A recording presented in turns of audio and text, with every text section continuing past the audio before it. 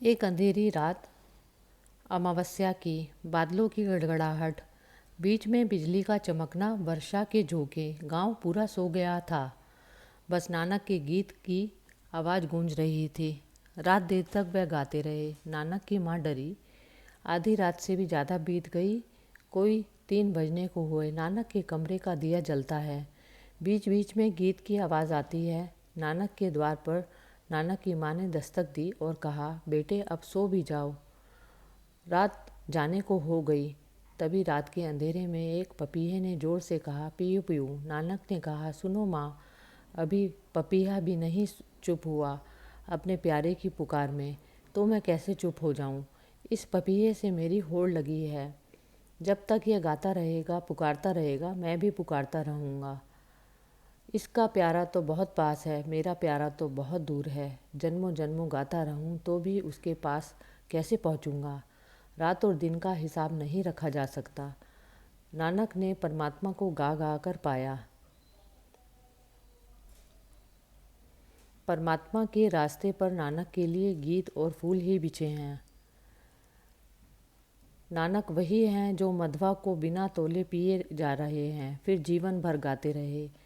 ये गीत साधारण गायक के नहीं हैं, ये गीत उसके हैं जिसने जाना है इन गीतों में सत्य की भनक को। इन गीतों में परमात्मा का प्रतिबिंब है।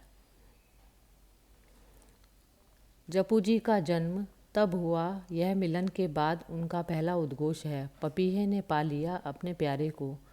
पीयू पीयू की रटन पूरी हुई, मिलन हो गया। उस मिलन से जो पहला उद्घोष हुआ वह जपू जी है।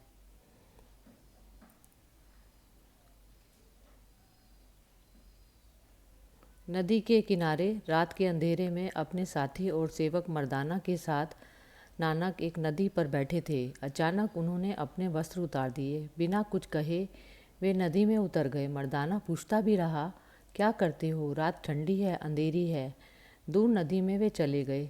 मर्दाना पीछे पीछे गया। नानक ने डुबकी लगाई। मर्दाना सोचता था कि क्षण दो क्षण में बाहर आ जाएंगे, फिर भी वह बाहर नहीं आए। 10-5 मिनट तक तो मर्दाना ने राह देखी, फिर वह खोजने लग गया। उसे ऐसा लगा कि नदी की लहर लहर से एक आवाज़ आने लगी, धीरज रखो, धीरज रखो। पर नानक की कोई खबर नहीं। वह भागा गांव गया। आधी रात लोगों को जगा दिया। भीड़ इकट्ठी हो गई क्योंकि नानक को सभी लोग पसंद करते थे। सभी को नानक में दिखाई पड़ती थी कुछ होने की संभावना। नानक की मौजूदगी में सभी को सुगंध प्रतीत होती थी। फूल अभी खिला नहीं था पर कली तो गंध देती है। सारा गांव रोने लगा। भीड़ इकट्ठी हो गई। सारी नदी तलाश डाली, एक कोने से दूसरे कोने तक, लेकिन कोई पता ना चला। 3 दिन बीत गए। लोगों ने मान ही लिया नानक को कोई जानवर खा गया। डूब गए, बह गए, किसी खाई खड्ड में उलझ गए। मान ही लिया कि मर गए। रोना पीटना हो गया। घर के लोगों ने भी समझ लिया कि अब लौटने का कोई उपाय ना रहा। और तीसरे दिन रात अचानक नानक नदी से प्रकट हो गए। जब वे नदी से प्रकट हुए तो जपू जी उनका पहला वचन था। नानक जब 3 दिन के लिए खो गए नदी में तो कहानी कहती है कि वे प्रकट हुए परमात्मा के द्वार में।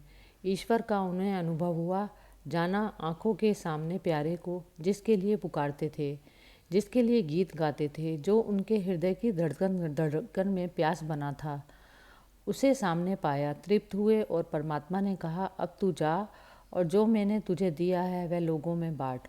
जपू जी उनकी पहली भेंट हैं परमात्मा से लौटकर। यह कहानी है कि इसके प्रतीकों को समझ लें। एक कि जब तक तुम ना खो जाओ, जब तक तुम ना मर जाओ, जब तक परमात्मा से कोई साक्षात्कार नहीं होगा। नदी में खो कि पहाड़ में, इससे कोई फर्क नहीं पड़ता, लेकिन तुम नहीं बचने चाहिए। तुम्हारा खो जाना ही उसका होना है। तुम जब तक हो तभी तक वह ना हो पाएगा।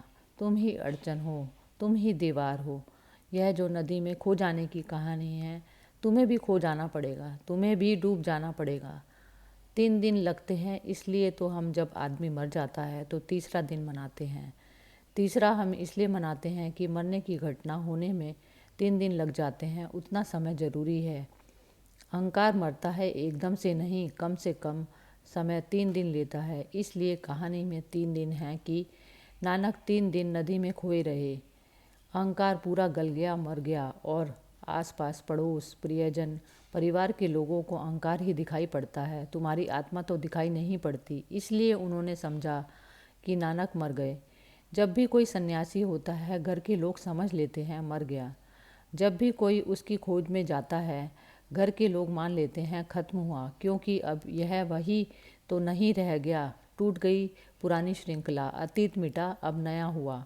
बीच में 3 दिन की खाई है, इसलिए 3 दिन का प्रतीक है। 3 दिन बाद नानक लौट आए।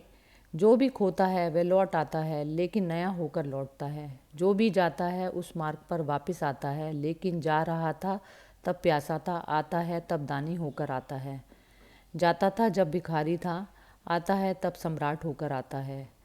जो भी परमात्मा में लीन हो जाता है, जाते समय भिक्षा पात्र होता है, लौटते समय अपरंपार संपदा होती है बांटने को।